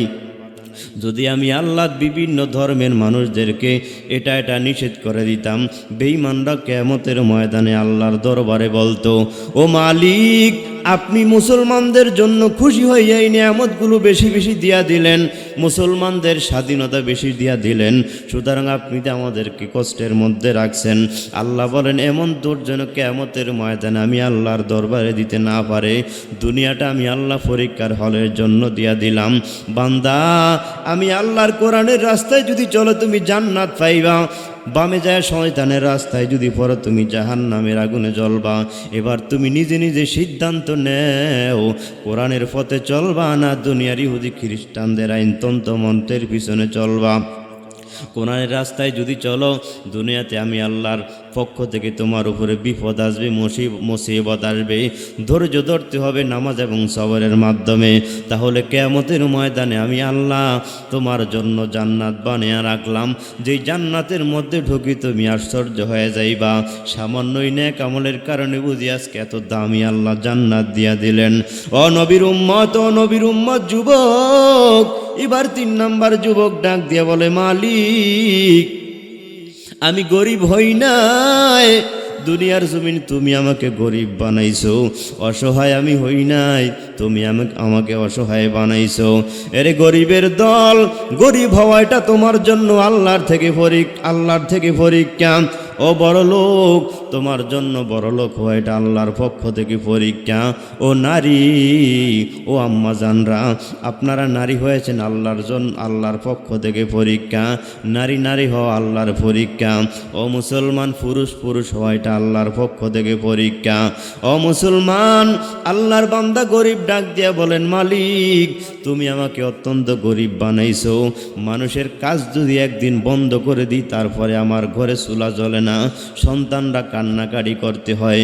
আমি অত্যন্ত গরিব, প্রতিদিন আমি আমার মালিকের কাজ করি, আমার মালিক সেখান থেকে কাজের বিনিময়ে কিছু দুধ আমাকে দেয়। দুধগুলো আমি বাড়িতে আনার পর পাতিলার মধ্যে গরম করে জ্বালাইয়া আমার বাড়িতে ঘরের মধ্যে বৃদ্ধা একটা মা আছে, বাবা আছে, আগে আমি আর মায়ের মুখে দেই, তারপরে আমার বাবার মুখে দেই। একদিনের ঘটনা, কাজ থেকে আসতে অনেক দেরি হয়ে গেল, আইসা তাকাইয়া দেখি জনম দুঃখিনী মা আমার বিছনার মধ্যে ঘুমিয়ে গেল, আব্বাও ঘুমাইয়া গেল। সন্তানগুলো দুধের জন্য হাউমাউ করে কান্নাকাটি করে। আমি আমার বিবিকে ডাক দিয়ে বললাম, বিবি আমার দুধগুলো গরম করে তুমি আমার হাতের মধ্যে দাও। বিবি দুধগুলো গরম করে স্বামীর হাতের মধ্যে দিল। 3 নাম্বার ওই যুবক সন্তানগুলো বাবার কিনারে আইসা ডাক দিয়া বলে, বাবা সারাদিন পর্যন্ত কোনো খাবার খাইতে পারি নাই, বাবা আজ আমরা বড় ক্ষুধার্ত, খানার ব্যবস্থা করে দাও, একটু দুধের ব্যবস্থা করে দাও। যুবক বলেন, না না, আমল পরিবর্তন করা যাবে না। প্রতিদিন আগে আমি আমার মায়ের মুখে দুধ দিতাম, তারপরে বাবার মুখে। আজ যদি তোমাদের মুখে আমি আজ দুধ দিই, আমার আম্মা জান হয়তোবা মনে কষ্ট পাবেন। এই কষ্টের কারণে হয়তোবা আল্লাহর দরবারে জবাবদাহি করতে হবে। এবার বিবি ডাক দিয়া কয়, স্বামী গো, আম্মা ঘুমিয়ে গেলেন, বাবাও ঘুমিয়ে গেল, সুতরাং ছোট্ট বাচ্চা কান্নাকাটি করে, তোমার কি মায়া হয় না? ওরা যেহেতু ঘুমিয়ে গেল, ওদেরকে দুধ পরে দিও, আগে সন্তানগুলোর মুখে দাও। স্বামী ডাক দিয়া কয়, না, আমল পরিবর্তন করা যাবে না। এবার মা বাবার কিনারায় বেচারা দাঁড়াইয়া গেল। ও নবীর উম্মত, দেখেন মা বাবার জন্য হৃদয়টা কেমন কাঁদে। আজ অনেক যুবক বাবাকে বুড়া বলে, মাকে বুড়ি বলে, ডাকে, মাকে মারে, বাবাকে মারে, মা বাবাকে গালিগালাজ করে, বাবার গালে থাপ্পড় দেয়, বাবাকে লাঠি দিয়া ধরে মারে। এমন কুলাঙ্গার সন্তান বাংলার জমিনে আছে না নাই? এরে কালিজার টুকরা যুবক ভাই, ভালো করে শুনো রে যুবক, আজ দুনিয়াতে তোমার মা আছে বেঁচে, বাবা দুনিয়াতে বেঁচে আছে, সম্মান করো না, দেখতেও পারো না, অপমান করার চেষ্টা করো, কিয়ামতের ময়দানে আমার মালিকের দরবারে জবাবদাহি করতে হবে। এর যুবক ভাই, আজ বাবা আছে, আম্মা বেঁচে আছে, মা বাবার জন্য টাকা পয়সার ব্যবস্থা করে দাও। অসুস্থ হয়ে গেলে মা বাবার জন্য টাকার ব্যবস্থা করে দাও। ভাগাভাগি করিও না, আমার ওই ভাই দেয় না, আমি দিব কেন? দুনিয়ার জমিনে কিছু সন্তান দেখি, যদিও ধন সম্পদ তেমন একটা নাই, মা বাবার পিছনে বেশি বেশি টাকাগুলো ব্যয় করে। একটা সময় আমার আল্লাহ তাকে অনেক ধন সম্পদের মালিক বানিয়ে দেয়। ঠিক না বে ঠিক? জোরে বলেন। কারণ মা বাবার দোয়া যেই সন্তানরা পায়, তারা দুনিয়ার জমিনে সম্পদের পাহাড় গড়তে পারে। আর এমন কুলাঙ্গার সন্তান যারা মাও দেখতে পারে না, বাবাও দেখতে পারে না, মা বাবার উপরে বিভিন্নভাবে নির্যাতন করে, মাকে সমাজের মধ্যে, বাবাকে সমাজের মধ্যে ছোট আওয়াজে ছোট করে রাখে। এমন যুবক আছে না নাই?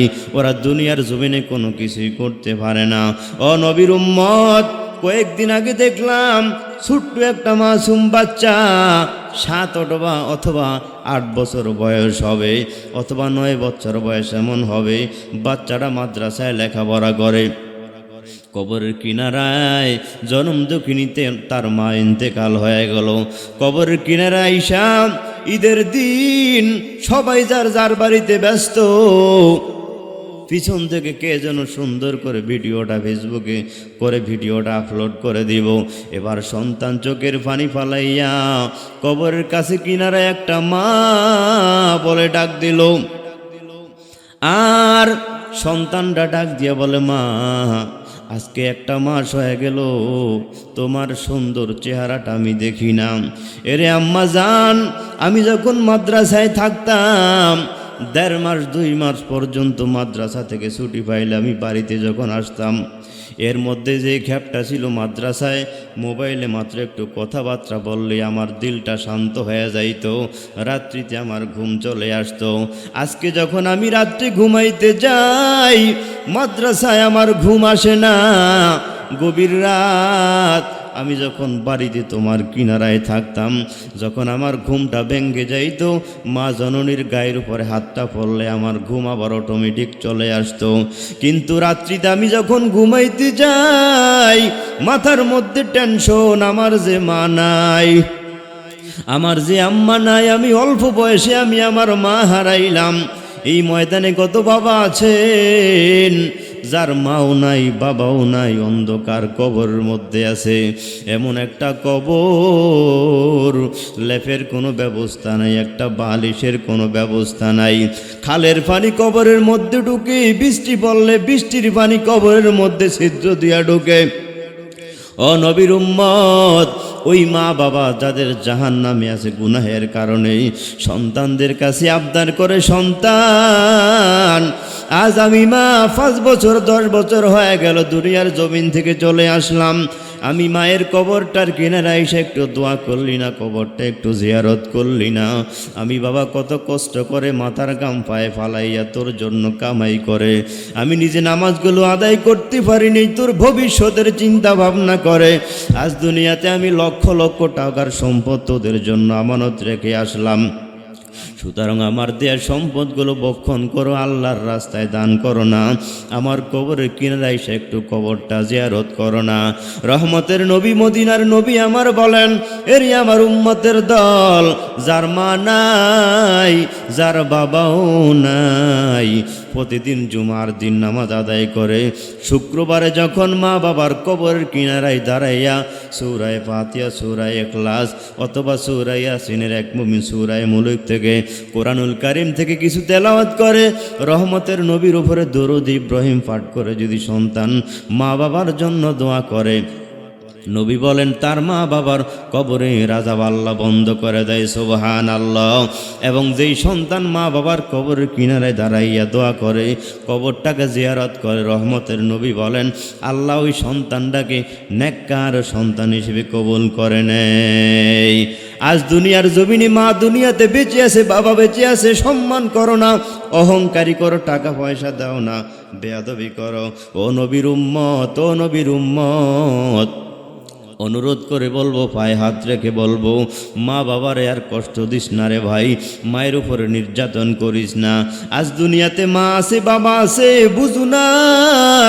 এক যুবক আমার কাছে ফোন করে ডাক দিয়া বলে, হুজুর আমি আজকে 5টা বছর হয়ে গেল আমার বাবাকে আমি রাগান্বিত হয়ে টাকা পয়সা দেই না, আমার টাকা পয়সার অভাব নাই।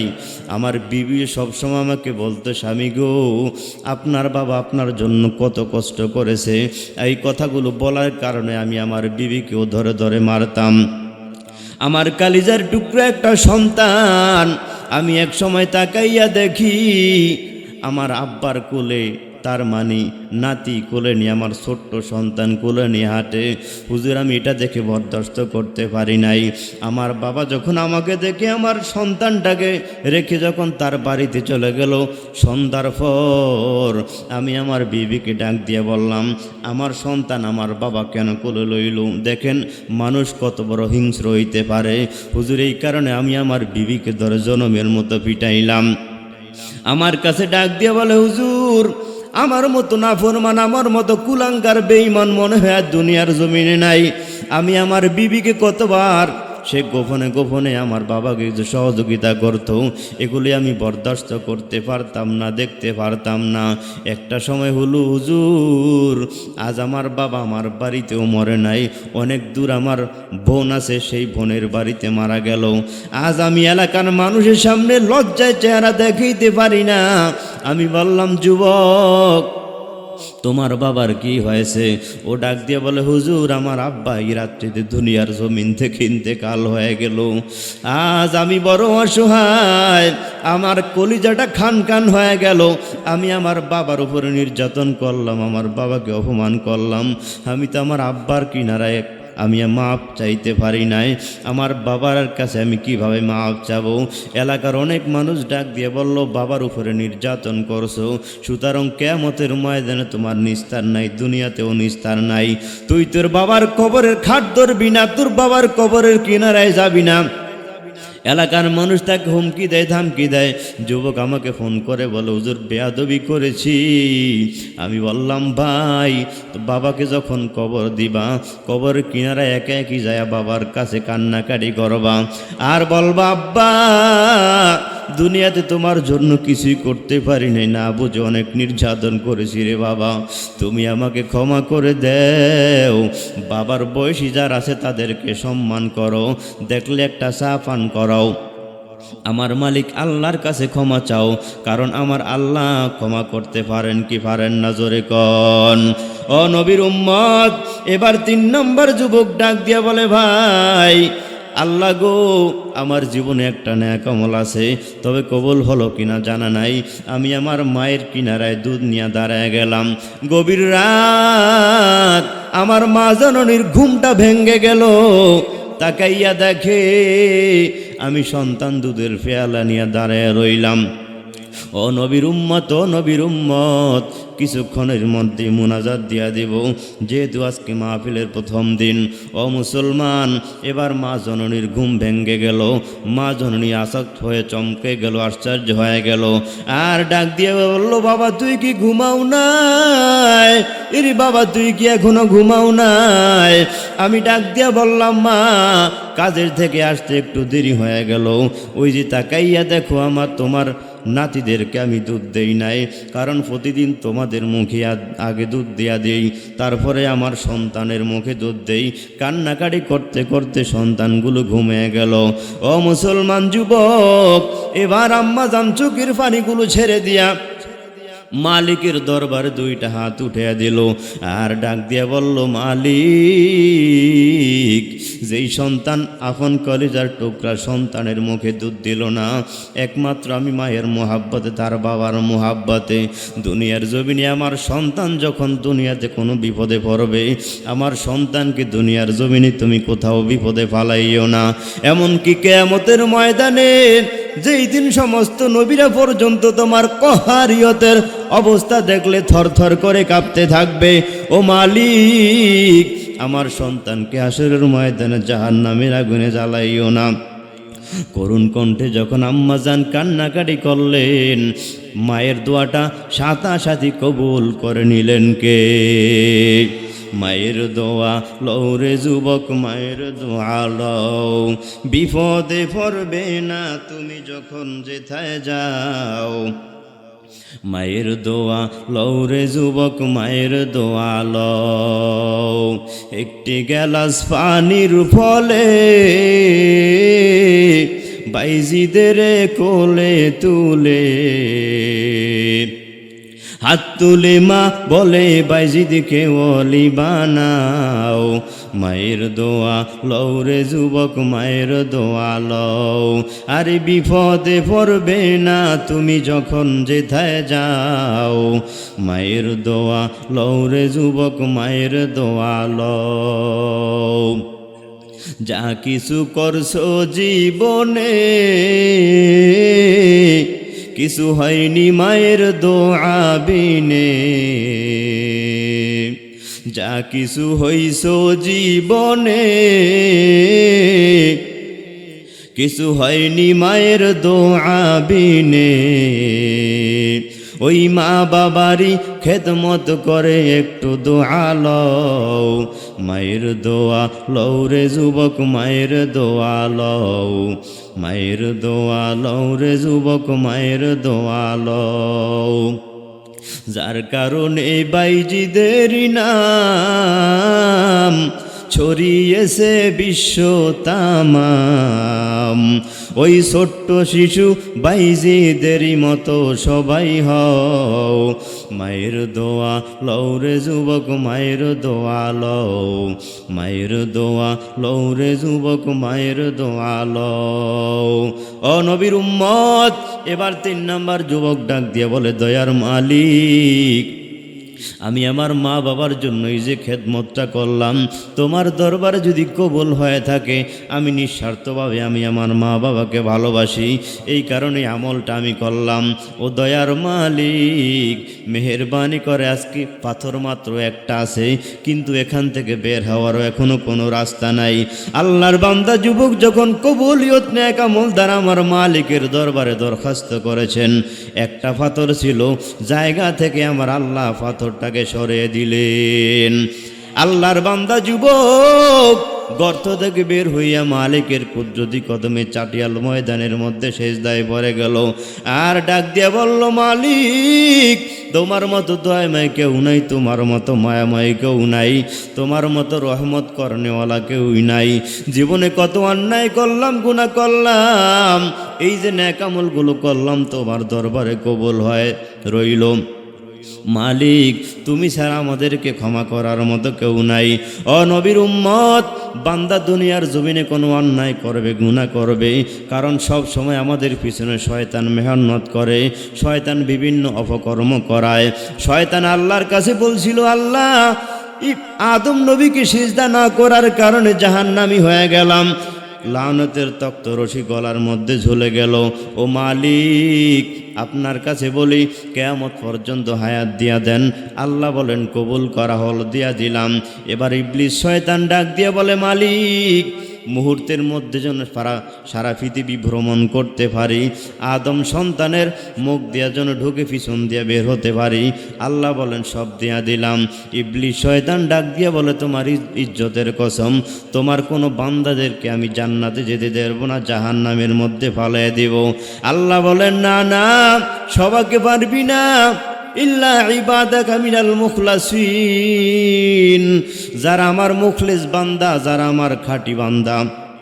তুই যদিও অসওয়াসা দিয়া অন্যায় করাবি, বিভিন্ন গুনাহগুলো করাবি, আর আমার বান্দা যদি নিজের অন্যায় বুঝে আর আমি মালিকের দরবারে খাঁটি অন্তরে তওবা করে বলতে পারে, রব্বানা যালামনা আনফুসানা ওয়া ইল্লাম তাগফির লানা ওয়া তারহামনা লানাকুনান্না মিনাল খাসিরিন। আর আমি আল্লাহর দরবারে বলতে পারে, মালিক শয়তানের ওয়াসওয়াসায় পড়ে গেলাম, গুনাহ করে ফেললাম, নিজের নফসটাকে জাহান্নামের মধ্যে ঠেলে দিলাম। আয় আল্লাহ তুমি আমার গুনাহগুলো মাফ করে দাও, তুমি যদি আমাকে ক্ষমা না করো লানাকুনান্না মিনাল খাসিরিন, আমার জীবন যৌবন নেক আমল সব ধ্বংস, আমি জাহান্নামী হয়ে গেলাম। আল্লাহ বলেন ক্ষমার মতো ক্ষমা, আমি আল্লাহর দরবারে যদি তাওবার মতো তাওবা করতে পারো, আমি আল্লাহ এত বড় মালিক, আমার মতো দয়াময় কেউ নাই। আমার সাথে তাকে যখন তুই বান্দা ক্ষমার মতো ক্ষমা চাবি, খাঁটি অন্তরে তওবা করতে দেরি, চোখের পানি নাকের ডগায় আসতে না আসতে আমি আল্লাহ বান্দার গুনাহগুলোকে মাফ করে দে। আল্লাহ আল্লাহ क्या मुबारक नाम है, अल्लाह अल्लाह आशिकू का काम है, अल्लाह अल्लाह तू मेरा सत्तारो है, अल्लाह अल्लाह तू मेरा गफ्फारो है। সম্মানিত হাজিরিন, আসুন আমরা সে আল্লাহর দরবারে তওবা করি। মুমিন যখনই কোনো গুনাহ হয়ে যাবে, নবী আমার বলছেন আল কাইয়িসু মান দানা নাফসাহু, দুনিয়াতে কিছু মানুষ যারা ওরা জ্ঞানী হলো তারা যারা ঈমান আনার পরে নেক আমল বেশি বেশি করে আর আল্লাহর থেকে জান্নাত কামনা করে, আল্লাহর দিদার লাভ করতে চায়। নবী বলছেন আল কাইয়িসু মান দানা নাফসাহু ওয়া আমিলা লিমা বাদাল মাউত ওয়াল আজিজু মান ইত্তাবা নাফসাহু হাওয়াহা ওয়া তামান্না আলাল্লাহ। পৃথিবীর বুকে কিছু কিছু মানুষ, বোকা মানুষ আছে, নামাজ পড়ে না, ঈমান নাই, আমল নাই, বিড়ি সিগারেট পান করে, সব সময় গীবত শেকায়েত করে, ইসলামের বিরুদ্ধে স্লোগান দেয়। এই বোকারা আবার আল্লাহর থেকে জান্নাত কামাই করার আশা ভরসা করে আর বলে আল্লাহ আমাদেরকে এমনি এমনি মাফ করে দিব। নবী বলছেন এরা হলো বোকা। আর জ্ঞানী হলো তারা ঈমান আনার পরে নেক আমল করে, 5 ওয়াক্ত নামাজ পড়ে, সামনে রমজান মাসে রোজা আসতেছে, রোজাগুলো রাখে, পর্দায় চলে, জেনাবে বিচার করে না, লুচ্চামি করে বেড়ায় না, বেপরদা অবস্থায় চলে না, সুদ খায় না, ঘুষ খায় না, মানুষের মাথায় আঘাত করে না, মানুষের সাথে ভালো ভ্রাতৃত্বের বন্ধন করে, মানুষকে মিথ্যা মামলা দেয় না, হয়রানি করায় না। নবী বলেন এরা হলো জ্ঞানী মানুষ। এই জ্ঞানীদের জন্যই আল্লাহ বানিয়ে রাখছে জান্নাত। সুবহানাল্লাহ বলেন। সম্মানিত হাজিরিন, আমি 2টা কথা বলবো। আমার আয়াত তেলাওয়াতকৃত আয়াতের শেষ অংশে আল্লাহ বলছেন ফামান কানা ইয়ারজু লিকা রাব্বিহি, কেউ যদি, আল্লাহ বলেন কেউ যদি মনের তামান্না তার এমন হয় যে সে আমি আল্লাহর সাথে সাক্ষাৎ করবে। আপনারা কি আল্লাহর সাথে সাক্ষাৎ করতে চান? আরো জোরে বলেন। তাহলে যদি আল্লাহর সাথে সাক্ষাৎ করতে চান তাহলে 2টা কাজ করা লাগবে। কয়টা কাজ? 1 নাম্বার হলো ফালিয়ামাল আমালান সলিহা। হুজুর আপনাদেরকে বয়ান করে, মসজিদের খতিব সাহেব অনেক যোগ্য আলেম, ভালো আলেম, হক্কানি আলেম, আপনাদেরকে সব সময় বলে যে কথাগুলো ওলামায়ে কেরাম বলে এগুলো মানার চেষ্টা করবেন, যেগুলো থেকে নিষেধ করে এগুলো ছেড়ে দিবেন। ঠিক আছে ভাই? তাহলে ফালিয়ামাল আমালান সলিহা, আল্লাহ বলেন অবশ্যই নেক আমল করা লাগবে।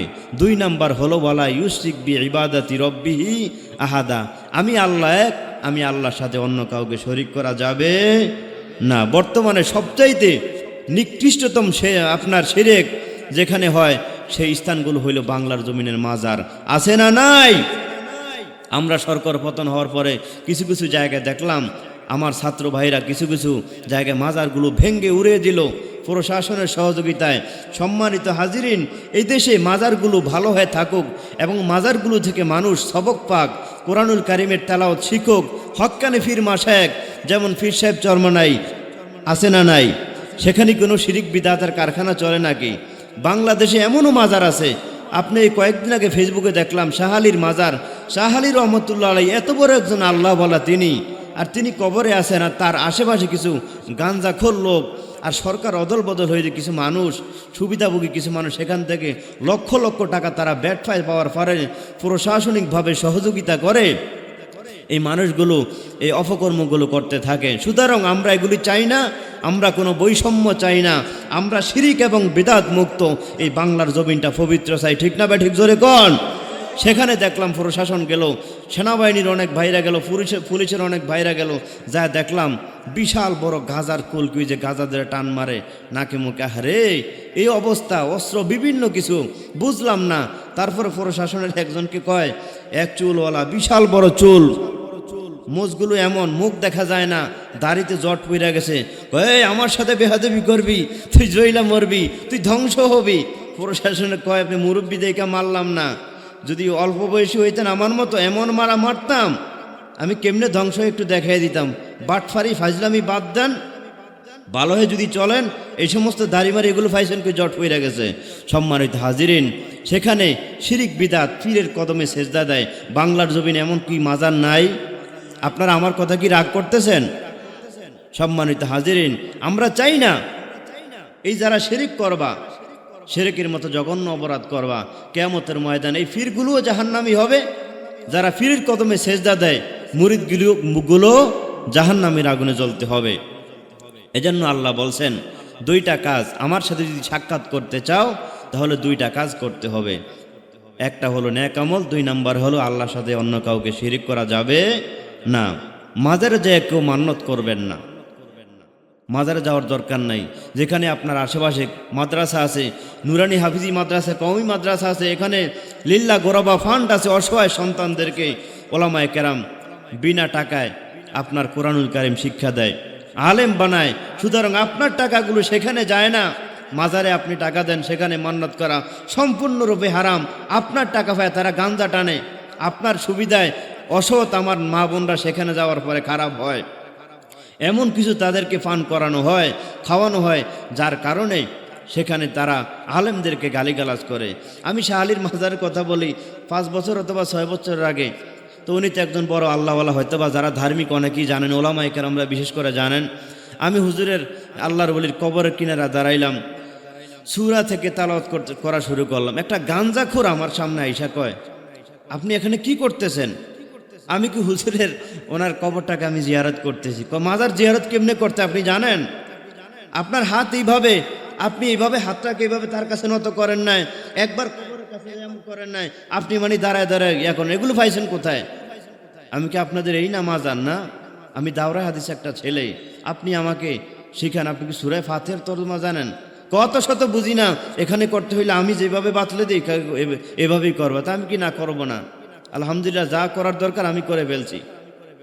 এই অবস্থা হলো বাংলাদেশের কিছু কিছু মানুষের অবস্থা। সম্মানিত হাজিরিন, আমরা চাই এই দেশে কোনো শিরিক বিদআতের কারখানা যেন না থাকে। কেউ সাপোর্ট করবেন না। নবী বলছেন, কেউ যদি শিরিক বিদআতকে সাপোর্ট করে, তার একটু সহযোগিতায় সে যদি আস্তে আস্তে বাড়তে থাকে, আল্লাহর নবী বলেন সে যেন আমার করা দিনকে, আমার রক্তে ঝরা ইসলামকে সে যেন দুনিয়াতে বিলীন করে দিল, ধ্বংস করে দিল। নাউজুবিল্লাহ বলেন। যারা বেদাতি সহযোগিতা করে, নবী বলছেন সে যেন আমার ইসলামকে ধ্বংস করে দিল। আর এই মানুষ কিয়ামতের ময়দানে ইসলামের ওপেন দুশ্মন যারা শিরিক বিদআতের সহযোগিতা করলো, কিয়ামতের ময়দানে যদি আমার শাফাত চায়, আমার হাউজে কাউসারের পানি চায়, ফেরেশতাদের মধ্যে আমার মধ্যে পর্দা পড়ে যাবে। আমি তখন ফেরেশতাদেরকে বলবো, এরা আমার উম্মত, আর এরাও চেনে আমি নবী, তাদের নবী, সুতরাং এদের মধ্যে আমার মধ্যে পর্দা কেন? তখন ফেরেশতারা বলবে, আল্লাহ এরা দুনিয়াতে বেদাত সৃষ্টিকারী, আপনি যেইভাবে আমল করছেন এরা আমলের মধ্যে বাড়াইছে এবং কমাইছে, সারাসারি করছে, কমাকমি করেছে, সুতরাং আপনার শরীয়তকে নিয়ে ফাজলামি করে আপনার গোলা উম্মতদেরকে এরা গুমরা করেছে।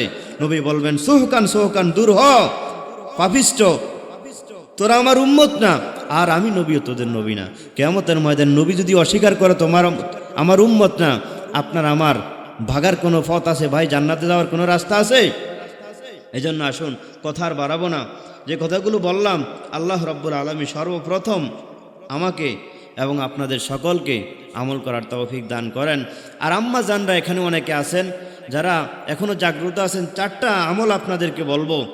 আমার পর্দার আড়ালের মা বোনরা, নবী বলছেন যেই নারী 4টা গুণ যেই নারীর মধ্যে পাওয়া যাবে, জোরে বলেন ভাই কয়টা গুণ? 4টা গুণ। 1 নম্বর হলো আলমার আদু ইদা সল্লাত খুমসাহা, যেই নারী 5 ওয়াক্ত নামাজ আদায় করবে। কয় ওয়াক্ত নামাজ? 5 ওয়াক্ত নামাজ আদায় করবে। ও সমাত শাহরহা, এবং রমজান মাসে রোজাগুলো রাখবে। ওয়া আহসানাত ফারজাহা, এবং যেই নারী তার লজ্জাস্থানকে পর পুরুষ থেকে হেফাজতে রাখবে, চেহারাকে পর পুরুষ থেকে হেফাজতে রাখবে, পর্দায় চলবে। এবং ওয়া আতাআত যাওজাহা বা ওয়া আতাআত বালাহা, যেই নারী তার স্বামীর খেদমত করবে। তাহলেই 4টা। 1 নম্বর হলো 5 ওয়াক্ত নামাজ, 2 নম্বরে রমজান মাসে রোজা, 3 নম্বর হলো আপনার স্বামীর সতীত্বকে হেফাজত করা, নিজের লজ্জাস্থানকে হেফাজত করা, এবং 4 নম্বর হলো স্বামীর খেদমত করা। এই 4টা গুণ আমার যে আম্মা জানরা করতে পারবে, নবী বলছেন ফাল তাদখুল মিন আইয়াবওয়াবিল জান্নাতি সাত, জান্নাতের 8টা রাস্তা কিয়ামতের ময়দানে আল্লাহ পারমিশন দিয়া দিবেন, ও নারী তুমি আমার নবীর হাদিসের উপর আমল করছো, সুতরাং আমি আল্লাহর তৈরি করা জান্নাতের 8টা রাস্তা আমি আল্লাহ তোমাকে পারমিশন দিয়া দিলাম। এই 4টা আমল যেহেতু তুমি করছো, পরিপূর্ণভাবে আমার নবীর সুন্নতগুলি মানছো, সুতরাং আমি আল্লাহ অনুমতি দিয়ে দিলাম জান্নাতের 8টা দরজার যে কোনো একটা দরজা দিয়া তুমি আমি আল্লাহর তৈরি করা জান্নাতে চলে যাও। সুবহানাল্লাহ বলেন। আলহামদুলিল্লাহি রাব্বিল আলামিন, والصلاة والسلام على أشرف الأنبياء والمرسلين. ربنا ظلمنا أنفسنا وإن لم تغفر لنا وترحمنا لنكونن من الخاسرين. رب اغفر لي ولوالدينا رب ارحمهما كما ربياني صغيرا. সবাই পড়েন ওয়াকুর রব্বির হামহুমা কামা রব্বায়ানি সগীরা। বাতা হামকো তেরে রাহ কিস তরফ হ্যায়, তেরে রাহ পর চলা হামকো খুদায়া। বুজুর্গো কি নেহি হামকো জরুরত, গোলাম আপনা বানা লে আয়ে খুদায়া। বেগুনাহ না গুজাশতা বরমা সাআতে, বা হুজুরে দিল না করদাম তাতে। ও দয়ার মালিক, এই ময়দানের দিকে তাকাইয়া দেখেন, গভীর রাত, দুনিয়ার সমস্ত দরজাগুলো বন্ধ হয়ে গেল। আয় রব্বুল আলামিন, সমস্ত দরজা বন্ধ হলেও একটা দরজা বন্ধ হয় না। আমরা ভালো করে জানি আপনার দরজা কোনো সময় বন্ধ হয় না, 24টা ঘন্টায় আপনার দরজা খোলা থাকে। আয় রব্বে কারীম, সন্ধ্যা থেকে নিয়ে এই পর্যন্ত ওলামায়ে হযরতরা বয়ান করলেন, কোরআন সুন্নাহ থেকে আলোচনা করলেন। মেহেরবানি করে আলোচনা ভুল ত্রুটি ক্ষমা করে আপনি আলোচনা কবুল আর মঞ্জুর করে নেন। আয় রব্বুল আলামিন, যা কিছু বলা হইল আমাদের সকলকে আমল করার তৌফিক দান করেন। মেহেরবানি করে জিন্দেগির গুনাহগুলো আপনি আমাদের মাফ করে দেন। আয় রব্বুল আলামিন, এই ময়দানে অনেক বাবারা হাত উঠাইছেন, অনেক মা বোনরাও আমাদের সাথে হাত তুলেছেন, অনেক বৃদ্ধ বাবারা ওলামায়ে কেরাম সহ মুফতি সাহেবরা সহ হাত উঠাইছেন। মেহেরবানি করে আপনি আমাদের জিন্দেগির গুনাহগুলো মাফ করে দেন। আয় রব্বুল আলামিন, আমি জানি না কার জানি মা নাই, কার জানি বাবা নাই, আয় আল্লাহ মা বাবা অন্ধকার কবরে জাহান্নামের আগুনে ধাউ ধাউ করে জ্বলতেছে, মেহেরবানি করে আমাদের আব্বা আম্মাদের কবর আযাব আপনি বন্ধ করে দেন। আয় দয়ার মালিক, মাইকের আওয়াজ যত দূর পর্যন্ত যায়, আয় আল্লাহ সকল কবরবাসীদের কবর আযাব বন্ধ করে দেন। এই মসজিদের চতুর্দিকে যত কবরবাসী আছে আল্লাহ সকল কবরবাসীদেরকে মাফ করে দেন। ওসমানগঞ্জ ইউনিয়নের ৮ নং ইউনিয়ন ৯ নং ওয়ার্ড ৮ নং ওয়ার্ডের পুরা ওসমানগঞ্জের যত কবরবাসী আছেন, আয় রব্বে কারীম মেহেরবানি করে সকলের কবর আযাব মাফ করে দেন। আয় রব্বুল আলামিন, আয় আল্লাহ ভোলা জালাকে আপনি হেফাজত করেন। যত কবরবাসী তামাম দুনিয়ার জমিনে আয় আল্লাহ আছে, সকল মুমিনাত মুমিনিনদেরকে আপনি ক্ষমা করে দেন, মাফ করে দেন। আয় আল্লাহ এত সুন্দর করে নিজ হাতে আপন হাতে সুন্দর করে চেহারা বানাই আপনি আমাদেরকে কিয়ামতের ময়দানে গুনাহের কারণে কিভাবে জাহান্নামের আগুনে ফালাইয়া দিবেন। আপন হাতে বান্দা তুমি বানাইয়া কেমনে দিবা জাহান্নামে ফালাইয়া, সকলেরই দরজা হইতে আল্লাহ ফিরিয়া তোমার ঈদ রোজায় রইলাম ফরিয়া। তুমি যদি মাফ না করো আল্লাহ বান্দারে, বলো তোমার বান্দা যাবে কার কাছে? গুনাহের সাগরে মোরা পইরাছি, গুনাহের সাগরে মোরা পইরাছি। রহমানুর রহিমের রশি দইরাছি, রহমানুর রহিমের রশি দইরাছি। আয় রব্বুল আলামিন তাকাইয়া দেখেন, বৃদ্ধ বাবাদের চোখের মধ্যে পানি, যুবক ভাইদের চোখে পানি। রব্বুল আলামিন আমার আম্মা জানরাও হাত তুলছেন, মেহেরবানি করে সকলের আয় আল্লাহ জিন্দিগির গুনাহগুলো মাফ করে দেন। আমরা যারা দুটাইলাম, আমাদের যাদের মা নাই বাবা নাই, অন্ধকার কবরে এতিমের মতো জাহান্নামের আগুনে চলতেছে, আয় রব্বুল আলামিন আমাদের মা বাবার কবর আযাব বন্ধ করে দেন। আয় রব্বে কারীম, যেই মসজিদকে উপেক্ষা করে আজকের মাহফিলের আয়োজন, মসজিদের মধ্যে যারা মসজিদের জন্য জায়গা দিল, শ্রম দিল, টাকা পয়সা দিল, যাদের অবদানে মসজিদ হলো, যারা দুনিয়াতে নেই তাদের কবর আযাব বন্ধ করে দেন, মাফ করে দেন। কবরগুলাকে জান্নাতের বাগান বানিয়ে দেন। যারা বেঁচে আছে ঈমান আমলের মধ্যে ভরপুর কামিয়াবি সফলতা দান করেন। 5 ওয়াক্ত নামাজ বা জামাত আদায় করার তৌফিক দান করেন। আয় রব্বুল আলামিন আজকের এই বিশাল আয়োজন মাহফিল যাদের টাকা পয়সায় হলো, আয় আল্লাহ সকলের সহযোগিতা কবুল আর মঞ্জুর করে নেন। মাহফিল কমিটির যুবক ভাইদেরকে কবুল করে নেন, বৃদ্ধ বাবাদেরকে কবুল করে নেন, আম্মাজানদেরকে কবুল করে নেন। বক্তাদের জন্য কত কষ্ট করে ঠান্ডার মধ্যে ফাঁক করে খাওয়াইলো, রান্না করে যারা খাওয়াইলো, আম্মাজানদের জিন্দেগির গুনাহগুলো মাফ করে দেন। আয় আল্লাহ রব্বুল আলামিন হায়াতের মধ্যে বরকত দান করেন। যারা টাকা পয়সা দিয়ে বিভিন্নভাবে মাহফিলে সহযোগিতা করলো, সকলের সহযোগিতা কবুল আর মঞ্জুর করে নেন। আমার প্রবাসী ভাই যারা টাকা পয়সা দিল, আয় আল্লাহ প্রবাসী ভাইদেরকে অনেক ভালো রাখেন, কামাই রোজগারের মধ্যে বরকত দান করেন, ভিন রাষ্ট্রের বিপদাপদ থেকে হেফাজত করেন, হায়াতের মধ্যে বরকত দান করেন। দেশের বিভিন্ন জায়গায় যারা থাকে তাদের কামাই রোজগারের মধ্যে বরকত দান করেন, এলাকাবাসী সকলের কামাই রোজগারের মধ্যে বরকত দান করেন। রব্বুল আলামিন আমার মা বোনদের চরিত্র ভালো বানিয়ে দেন, মা বোনদেরকে আম্মাজান খাদিজাতুল কুবরার মতো কবুল করে নেন, যুবকদেরকে হযরত আলীর মতো কবুল করে নেন, বৃদ্ধদেরকে সালমান ফারসির মতো কবুল করে নেন, আবু বকরের মতো কবুল করে নেন। আজকের মাহফিল ভরপুর কামিয়াবি সফলতা দান করেন।